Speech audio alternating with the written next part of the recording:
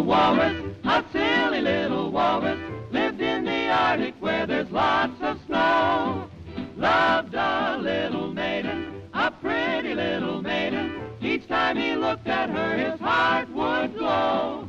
Willie had a classy friend, Walter was his name. And when he saw a pretty face, old Walter staked his claim. He was quite a dandy, with females he was handy, an Arctic lover boy, a lady's pet.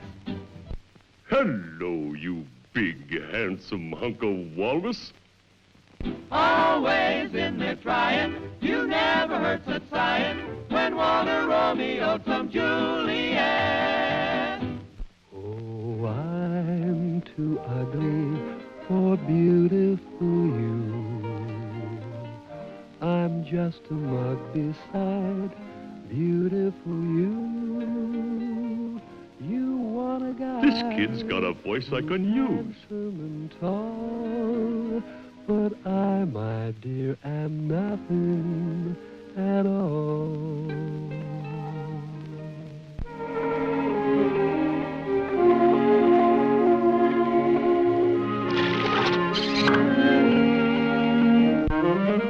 Well, what do we got here? This is big league stuff. Oh, Walter, I wish I was as irresistible as you. Step in, Willie. You stick to the vocalizing. I'll take care of the loving. I know you and Susie will be very happy.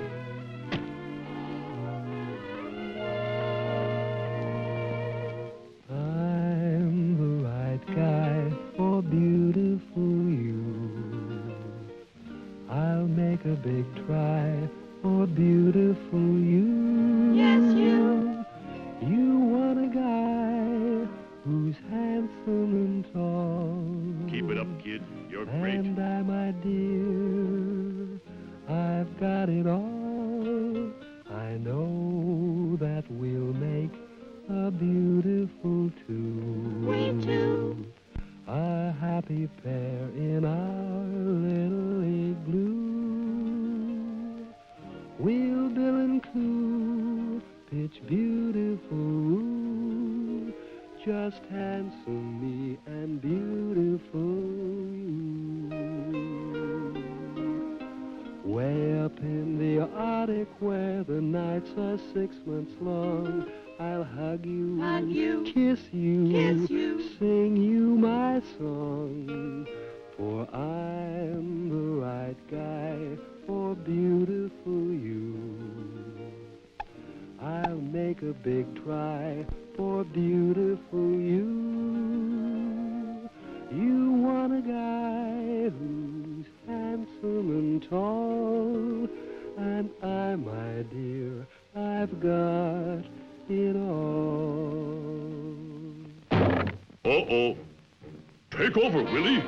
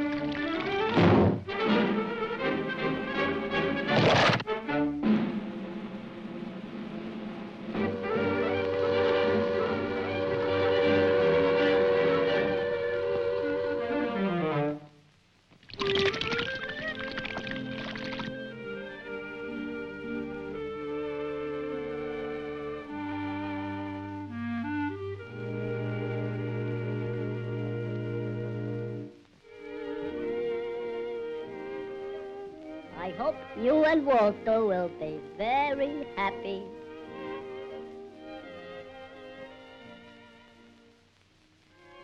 Why don't you speak for yourself, Willie?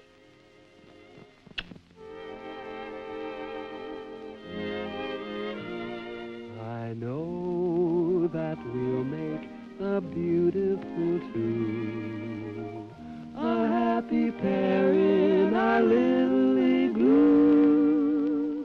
We'll build and coop each beautiful, just pitiful me and beautiful you. And then they kissed as lovers do when love is true.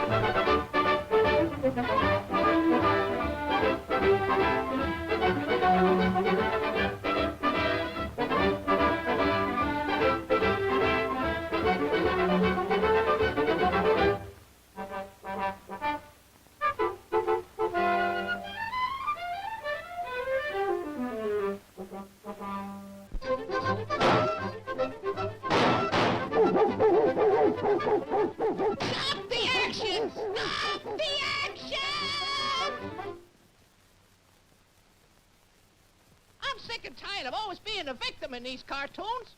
Give me that pencil. I'm taking over this production. There's going to be a lot of changes around here. Try and catch me now, Shorty.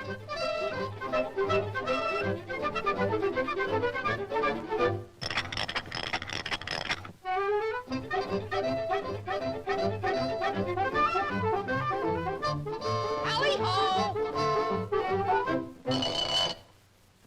You'll get a boot out of this one.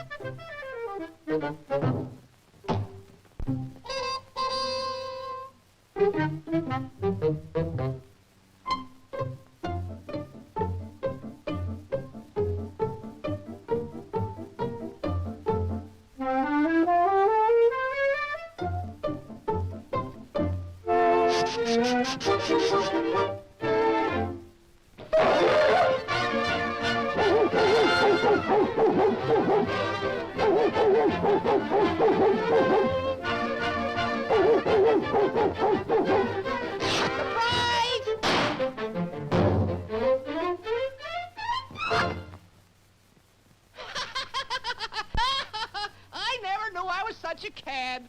It's fun, though. Uh-oh, company. La-da-da, la-dee-dee-dee-dee-doo, la-da-da-da-da-da-da-dee, la-da. What a crazy piece of artillery this is turning into.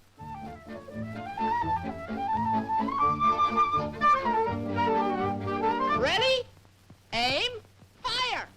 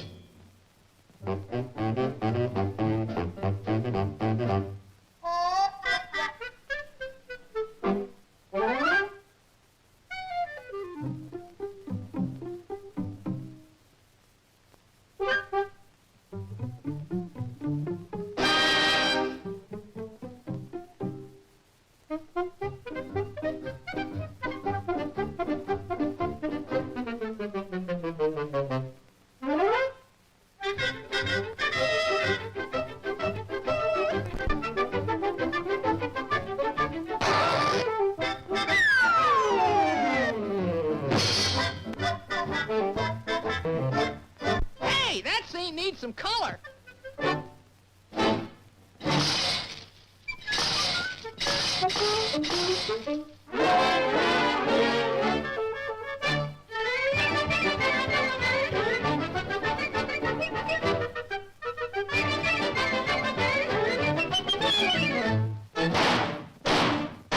Gangway coming through.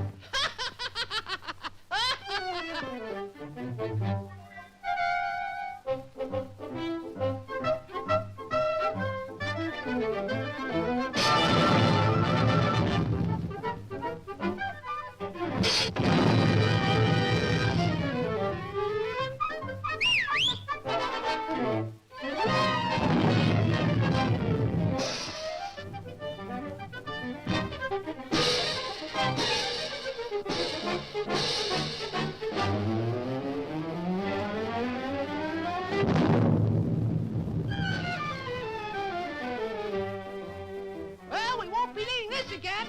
Guess I fouled up that box on her, folks. Great what you can do when you're in charge. Hey, what is this? Hey, cut it out. Cut it out. This ain't cricket. Let me go. Come on, let me go. Let me go.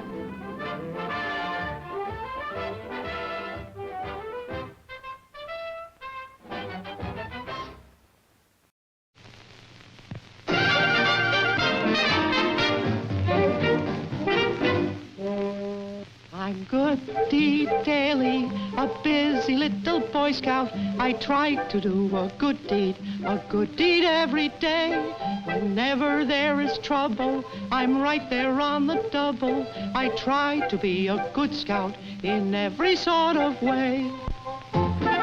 Ah, there's a poor old lady who needs help.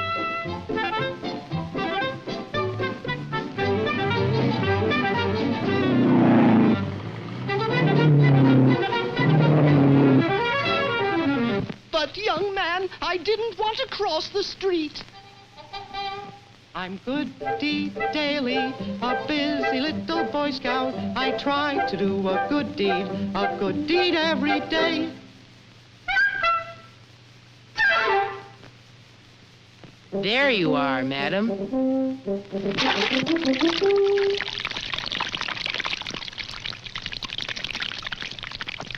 Whenever there is trouble, I'm right there on the double. I try to be a good scout in every sort of way.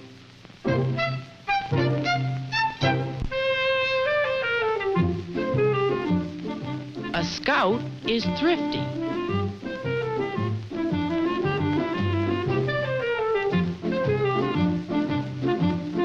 I should like to make a deposit. They seem to be tied up. I'll see the president. Good afternoon, sir. We interrupt this program to bring you a special bulletin. This is your newscaster speaking. Just 5 minutes ago, the last National Bank was robbed of $50 million and 33 cents by that notorious criminal, Desperate Dummkopf, fiend of 1,000 faces. Disguised as an ordinary ham sandwich, he smuggled himself into the bank in the lunchbox of one of the cashiers. This man is very difficult to capture, as he is a master of disguise. You see, this time he was disguised as a television camera. Next time he may be a lamppost. So beware. If I could capture Desperate Dummkopf, that would be a good deed indeed.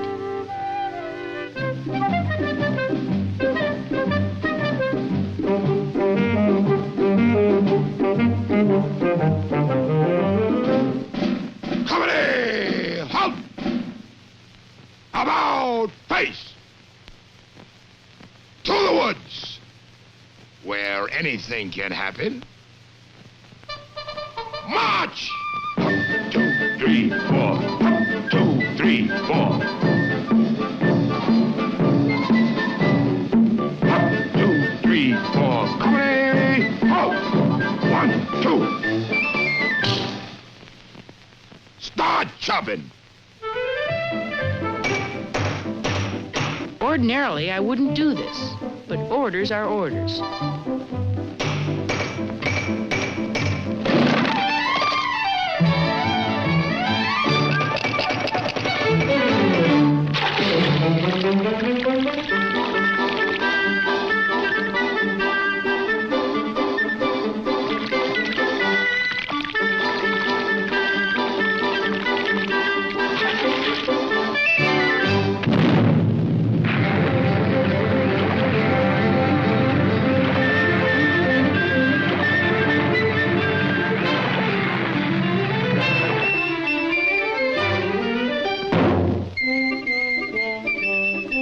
Attention!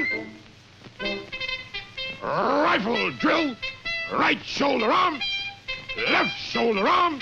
Order arms. Port arms.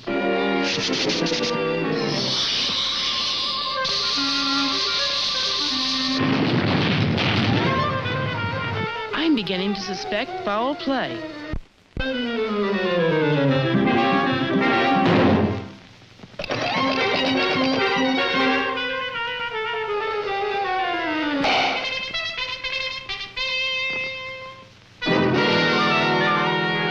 You, sir, are desperate Dumkopf. Firearms can be dangerous when in the wrong hands.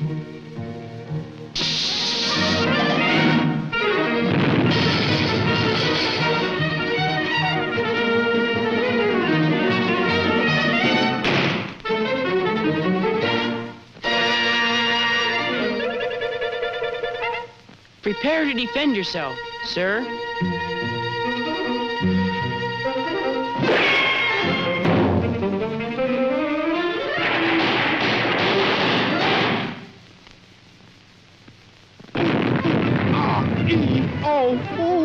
Even a desperado deserves first aid.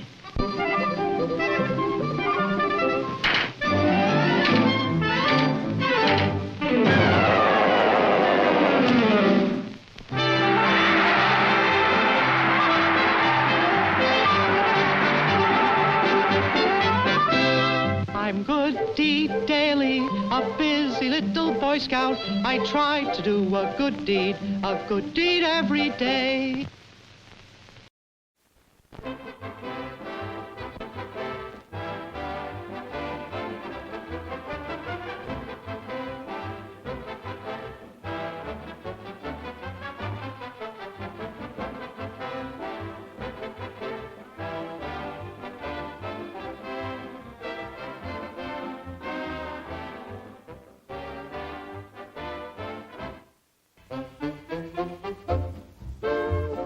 I say, old featherhead, I'm glad we came south for the winter. You're so right, chum. And I can't think of a nicer place to stay than right here. It is lovely, isn't it?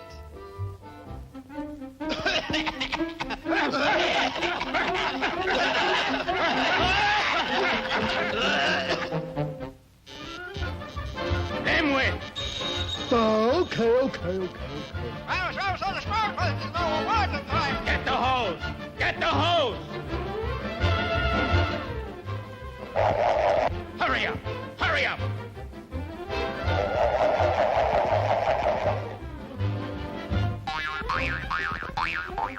Stop fooling around and get going!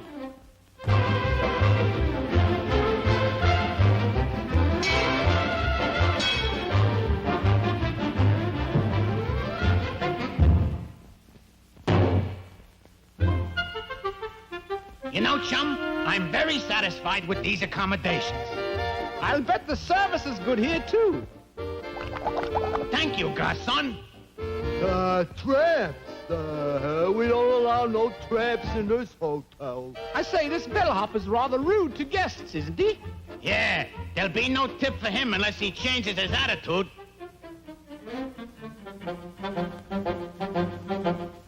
I caught these fellas trespassing. Hey, where'd they go? That's funny. They were here a minute ago. Hey, fellas. Oh, fellas.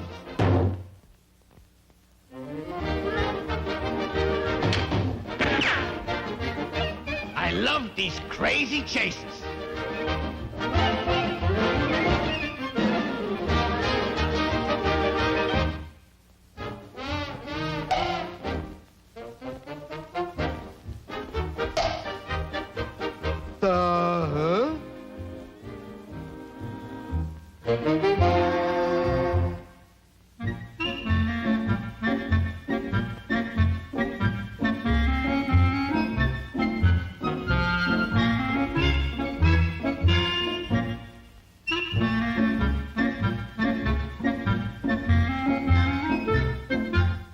Pardon me, did you see a couple of traps around here?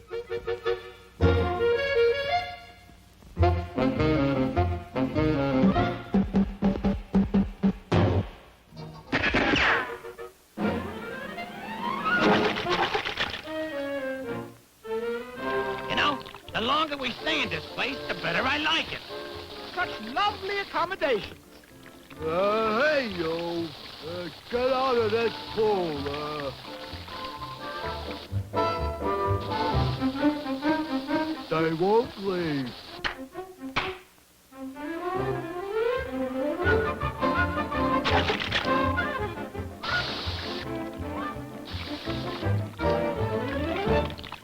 Hello. Here I am.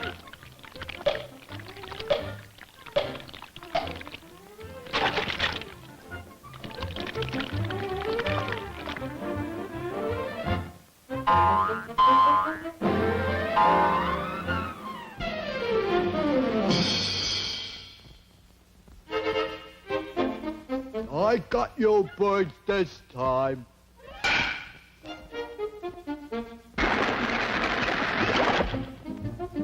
I shouldn't do it. Oh, yes, you should, boy. I shouldn't. You should. Yes, you should. Maybe I should. You know, Knucklehead, I'm beginning to think they don't want us as guests. You know, you may be right. Open up. Open up. I know you're in there. Come out. Hey!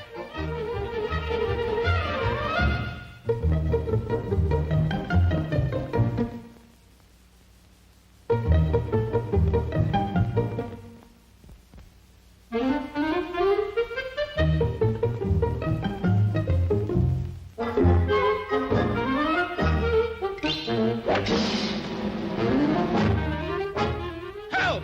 Help! The Joe called, boss. Do something, you dimwit!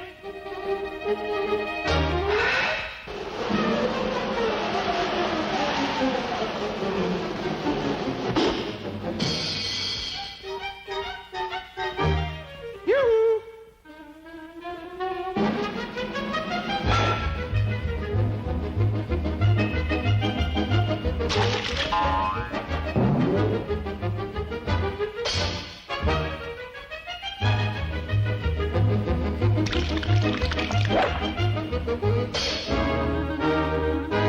After you, chum.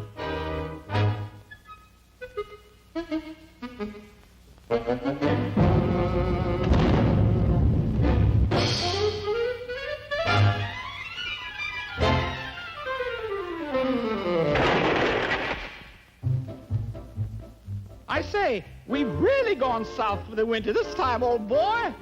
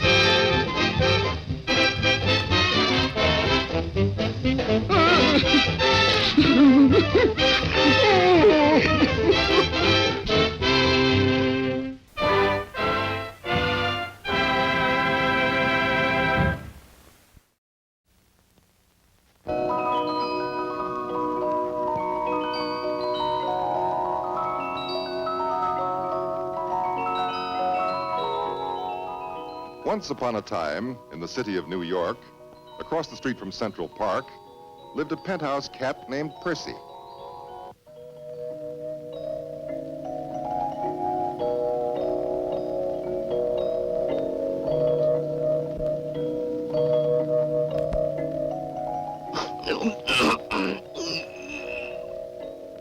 He was waited on hand and foot.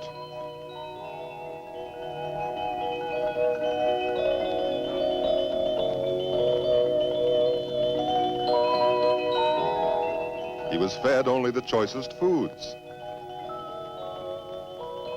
In fact, Percy lived the life of Riley.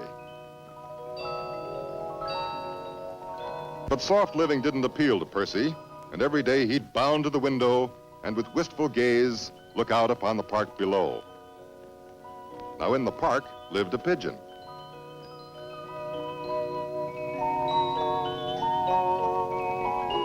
It was springtime, and she was happy because soon she would lay 2 eggs, and soon after that would have 2 new babies.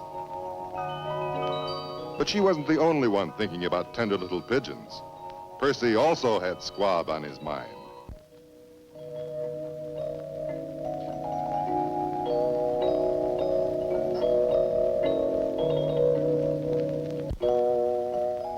Now when egg-laying time came, instead of laying 2 eggs like all the rest of the pigeons, our little friend laid only 1 egg. And all the others laughed at her. Though she sadly sat on her 1 big egg and didn't feel so proud anymore. Then all at once the egg hatched. "Hello, world," said the baby pigeon, which quite surprised everyone. And the mother began to feel better about her one big egg. But then, guess what happened? Oh, wasn't the mother pigeon happy then? Because pigeon eggs are only supposed to carry one passenger. And imagine how she felt when out popped a third. And the other pigeons turned green with envy. Well, she was the happiest, proudest mother in the park with her triplets. Now these three little squabs looked very much alike, but their mother knew them apart. And she named the handsome one Jack, and the strong one Mac, and the youngest one Whack.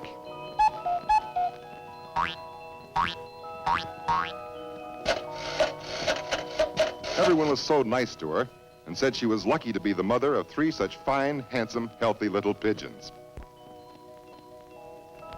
So Mac, Jack, and Whack played around the park, teasing the robins, playing tag with the squirrels,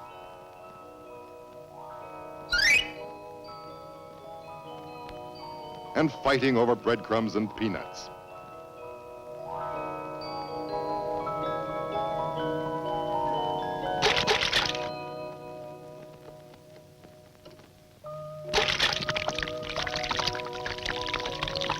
But no matter how hard they'd fight with each other, it was just too bad for anyone who would interfere with them.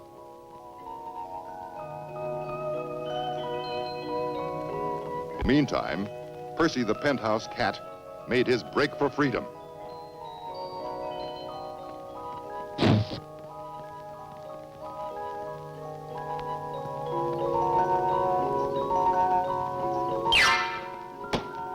"Oh boy, I'm free," he cried. "No more sissy food for me. I'm after live meat." Now, just at that moment, Jack, Mac, and Whack were busy playing hide and seek. "Here I come, ready or not," said Whack. "Here I come, ready or not," snarled Percy as he pounced on the little bird. "Just a minute, sir," said Whack. "I'm only a skinny little runt, hardly worth eating. But if you let me go, I'll show you where two nice fat pigeons are hiding." "Oh, a stool pigeon, eh?" snarled Percy. "All right, you're on. Show me."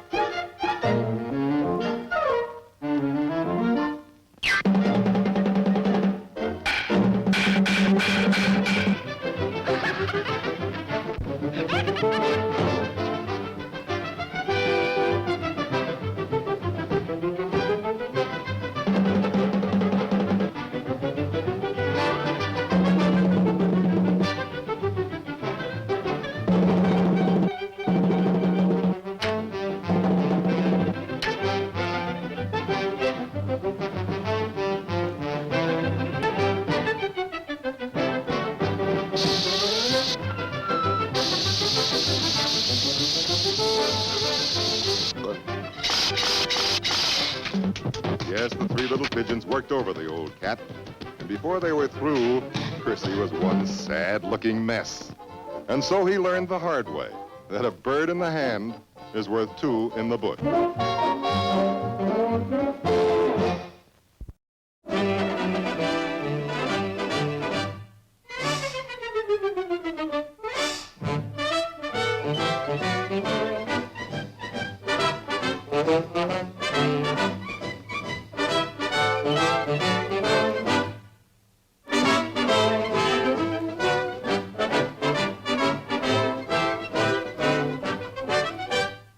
Keeping pace with the increase in population, housing developments are springing up all over the country.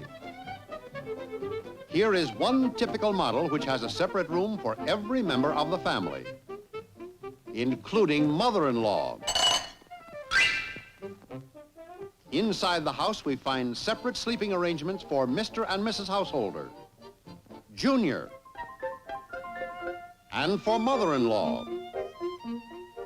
Each kitchen is completely equipped, including an all-purpose super juicer for Mr. and Mrs.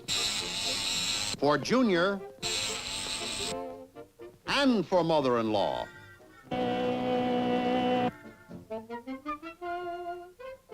And now to Hollywood, where the new widescreen process has revolutionized the motion picture industry. Here we see the limitations of the old screen as compared to the new. Here's another example. That's more like it. Scenic views are especially exciting on CinemaScope. Yes, the widescreen has had a great effect on the audience. Here we are at the annual poultry fair just in time to see the finish of the egg-eating contest.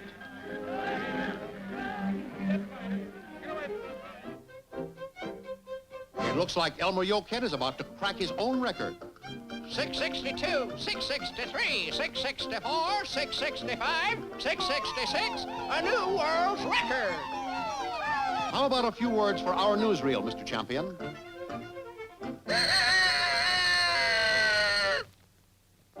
For some spot sport news, we take you to Ebbetsfield, Brooklyn, where a new ace is baffling batters with his sensational spitball. Give me old spitball, kid. Right! That's the one, old kid, old boy. Give him another one. Give him another one. Right! That's the stuff, old kid. The old spitball, that's the stuff, boy. And now the slow motion camera shows us exactly how it's done.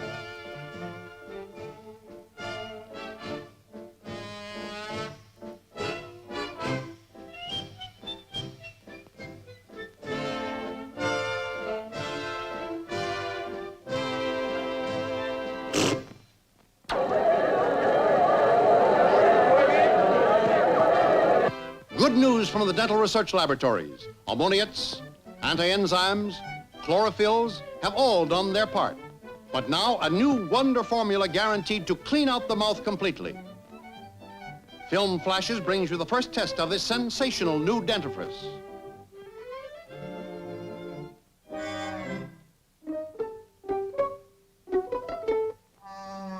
Well, back to the lab. Here at Mount Wilson Observatory, a group of eminent scientists are excited by the discovery of a new heavenly body.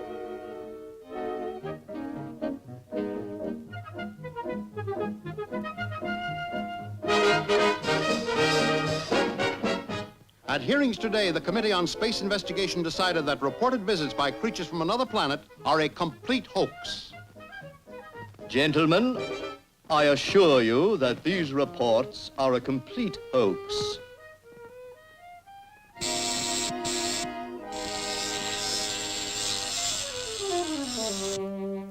An eager circus audience is gathered here today to witness the great Schnitzelbach in his farewell performance, that death-defying dive from the top of the tent onto a wet anvil.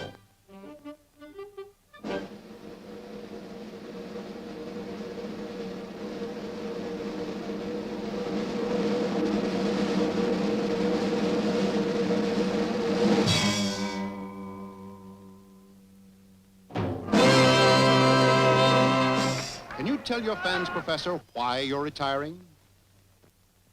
That gives me a headache. Here at the zoo, the famous ape Gorgonzola has been inconsolable since the loss of her mate.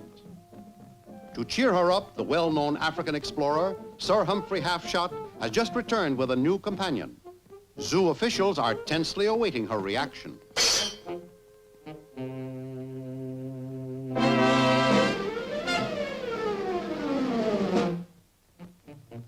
You are now looking at the world's smartest dog. This intelligent animal is a whiz at income tax returns, and last year saved his master thousands of dollars by his smart computation. He ain't so smart. Film Flashes takes you to the town of New Bedlam, where city officials have launched a far-reaching anti-noise campaign. Everyone is cooperating, and silence reigns.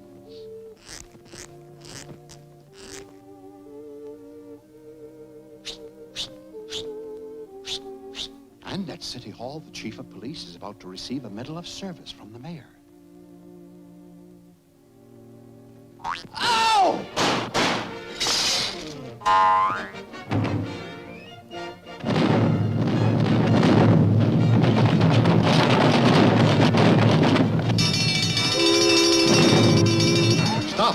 Stop! To soothe your jangled nerves, we take you back to Mount Wilson for another view of that heavenly body.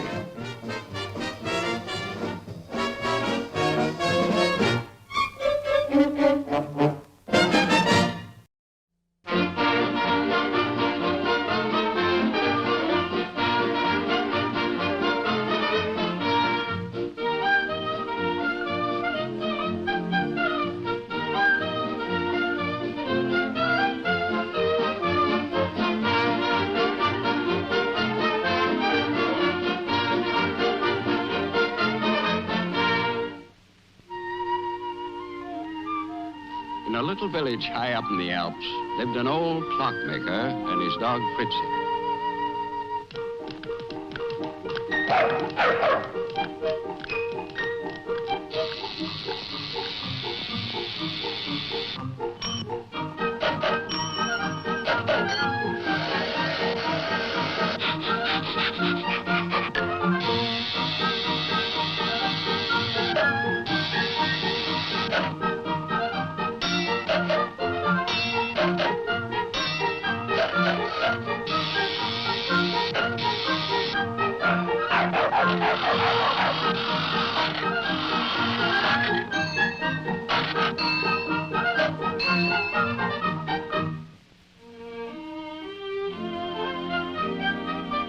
Now, Fritzy was not satisfied with his peaceful life. He would often dream of being a big, brave Saint Bernard.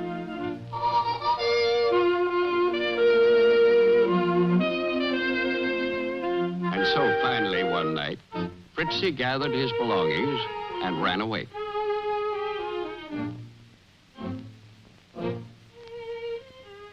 He headed straight for the famous Alpine monastery, where the St. Bernards were trained for rescue work.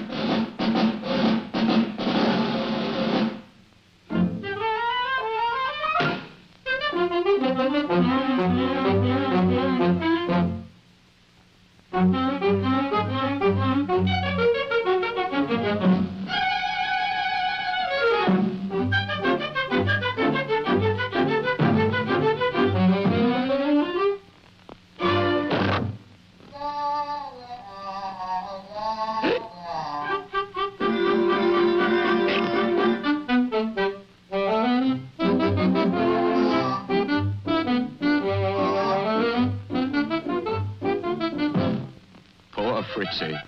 The St. Bernards would have none of him.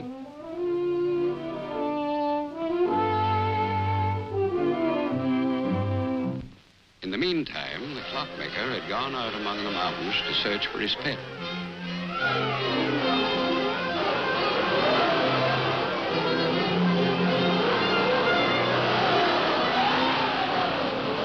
Fritzy! Fritzy!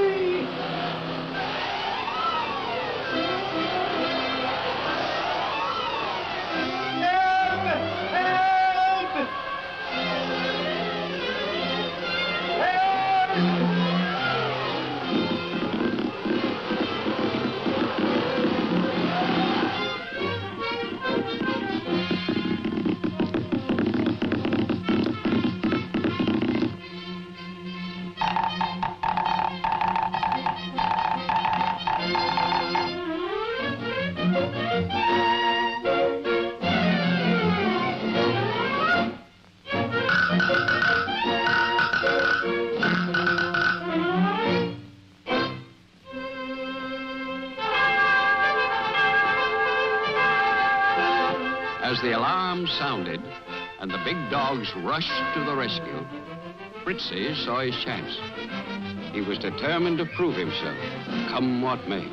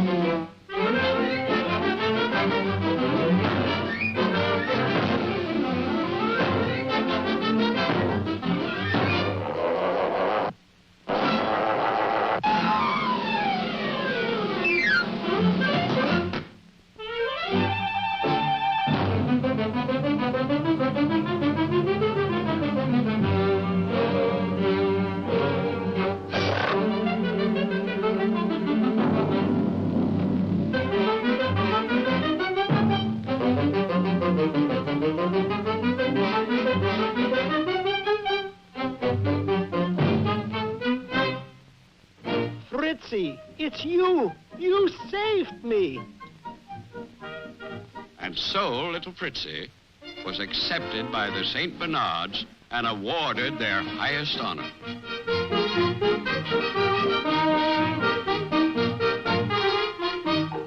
And as for his master, he won a prize too for the best clock of the year.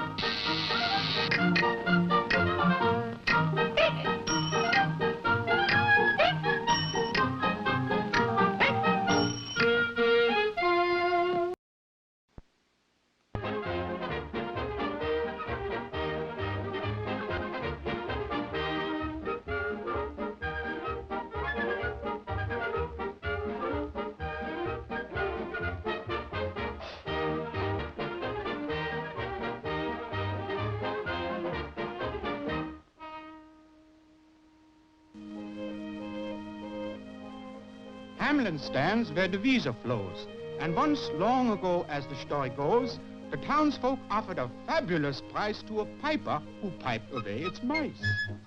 From street to street he piped advancing, and step for step they followed dancing, until they came to the river Weser. Then they plunged and vanished, all except one little geezer. He didn't like music. Is it all over? I just can't stand them piccolo players. No, sir. Pardon me, sir. Do you know where everybody went? So you won't talk, eh? Okay, I'll find out for myself, I will. Yep. Now the cats were in an awful plight, without a mouse to eat in sight. And matters got to such a state, they didn't care just what they ate.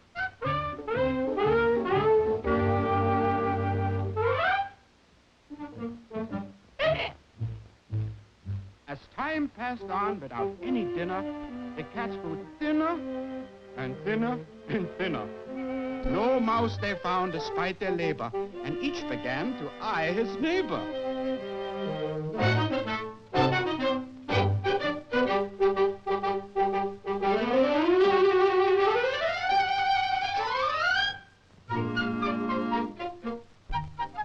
Hey, where is everybody? Strange. Don't see a mouse in the whole town. Nope.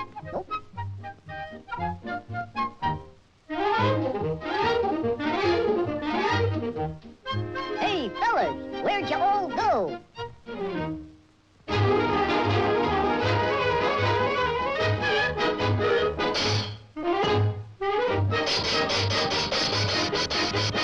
Sounded like the lunch bell. Guess I'll get me something to eat. Yep.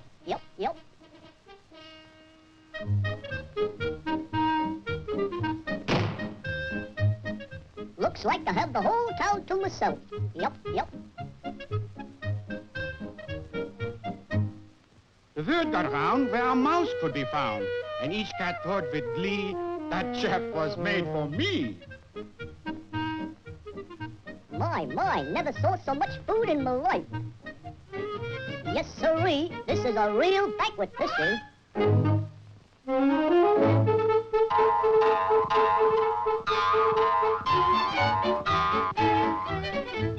as our hero ate his fill, the cats were waiting for the kill. A nice plump mouse would be a treat. And so they let him eat and eat.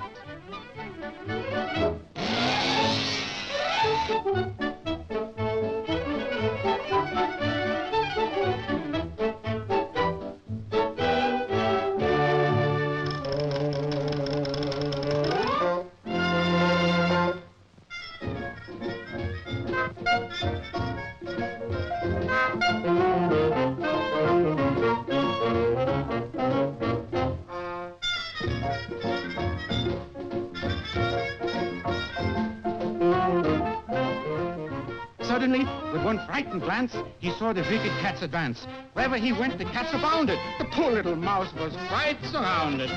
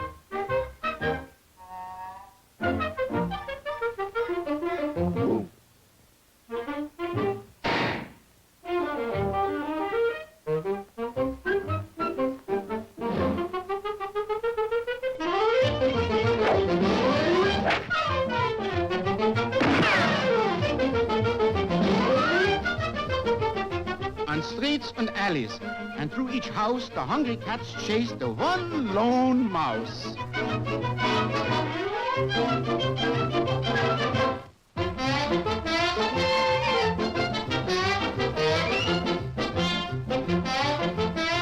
And just when the cats thought they had got him, they found themselves at the river bottom.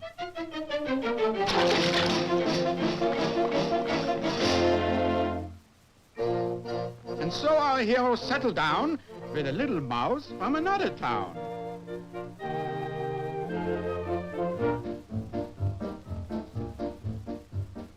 The family grew and grew and grew until Hamlin was in the same old stew.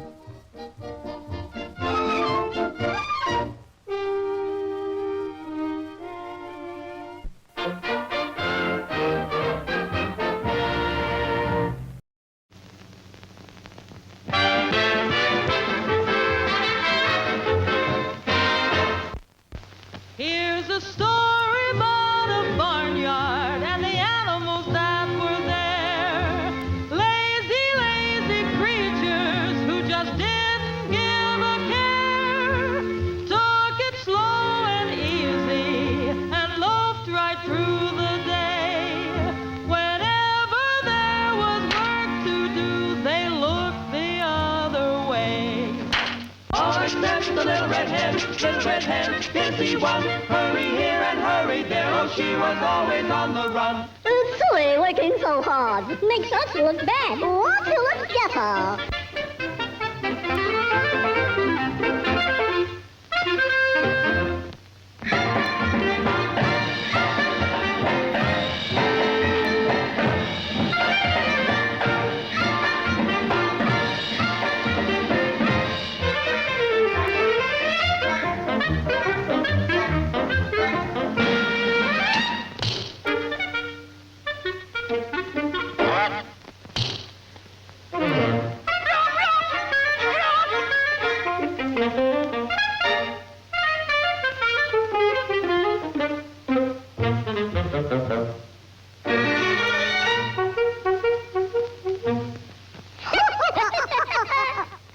Serves her right.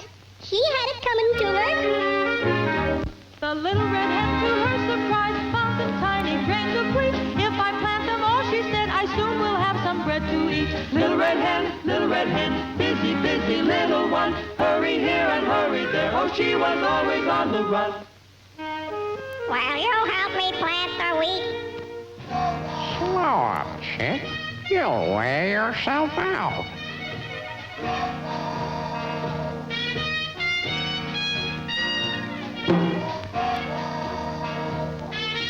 Will you help me plant the wheat?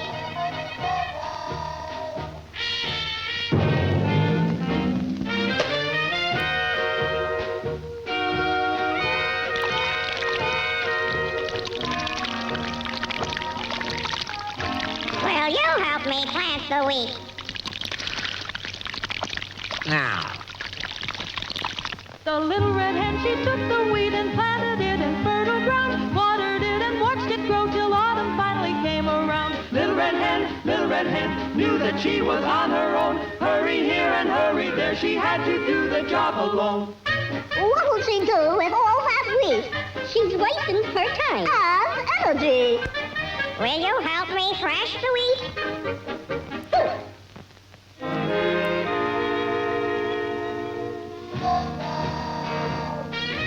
Will you help me?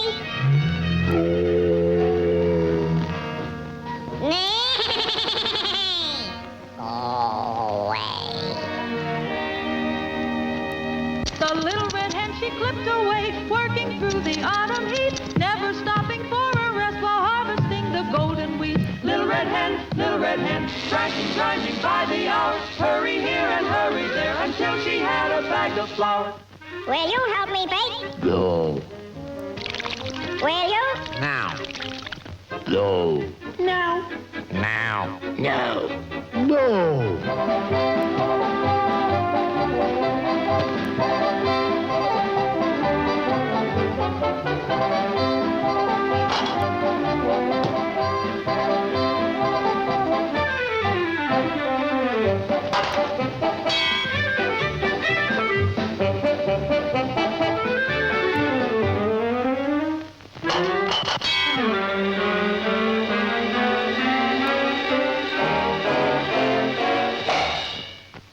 The little red hen, she baked the bread without the slightest bit of aid, baked it to a golden brown, the finest that was ever made. Little red hen made the bread all by herself. Hurry here and hurry there, she let it cool upon a shelf.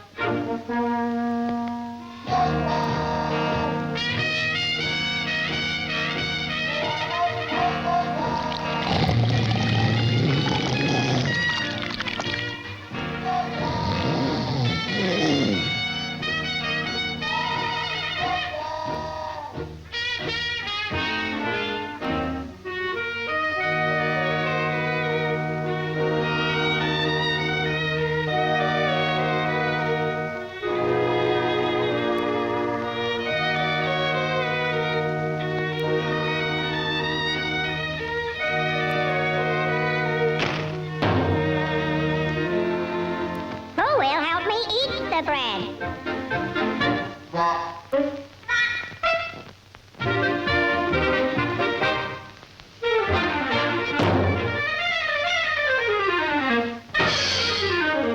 They all wanted to eat the bread. Yes, eat the bread, yes, eat the bread. The lazy pig, the cat, the horse, the cow, the mule, the goose, the goat. Hurry here, hurry there, such a very busy crew. The little red hen looked amazed, then decided what to do. What did she do? She ate it herself. The moral of this little tale is when there's baking to be done, don't loaf around, pitch right in, never be a crumb.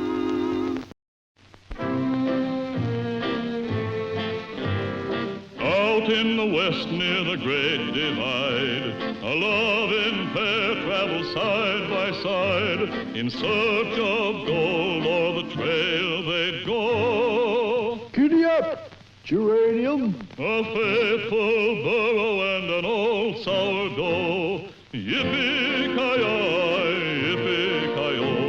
a faithful burro and an old sourdough.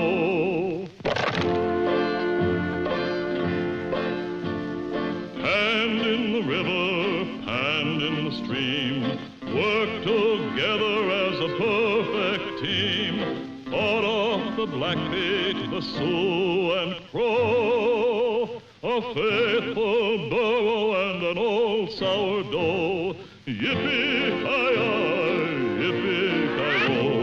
A faithful burro and an old sourdough.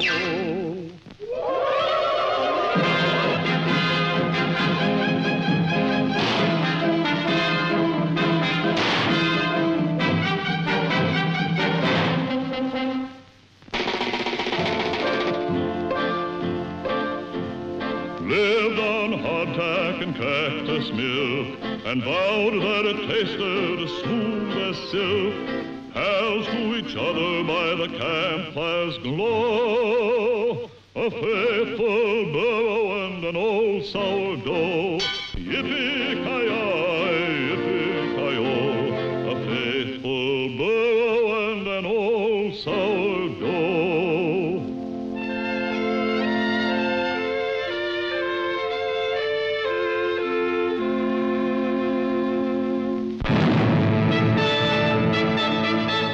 A big explosion came one day and wiped the good old times away. For the faithful burro there was no need, for now things had to move with speed. Geranium, geranium, he lost his master to uranium. Geranium, geranium, he lost his master to uranium.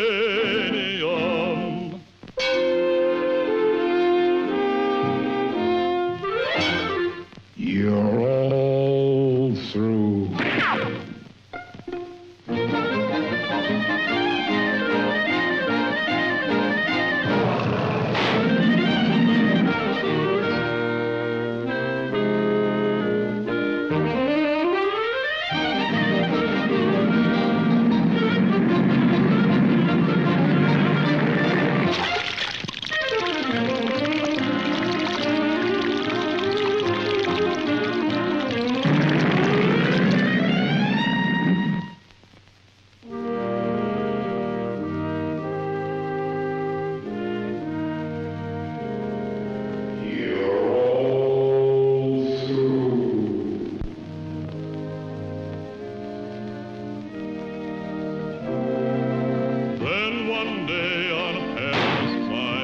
The Jeep, it failed at a crucial time.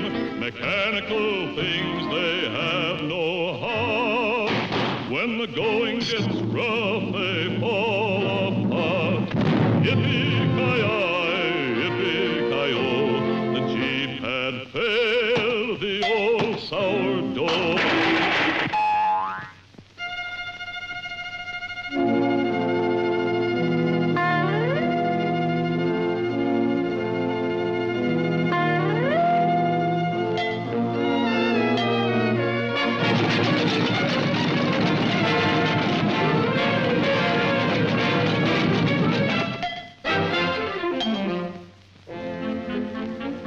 He's in trouble.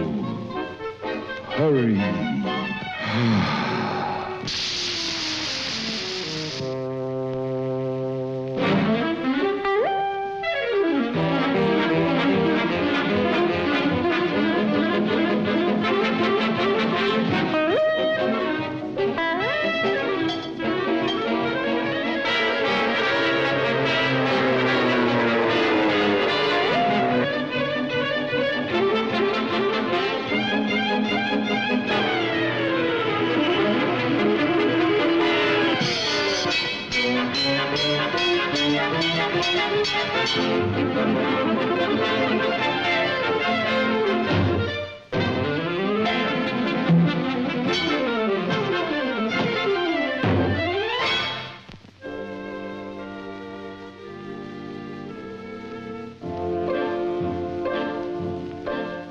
And so he learned old friends are best, and never fail a crucial test. Stick with you in times of woe. just like the burro and the old sourdough. Yippee-ki-yay, yippee-ki-yo, a faithful burro and an old sourdough. Yippee-ki-yay, yippee-ki-yo, a faithful burro and an old sourdough.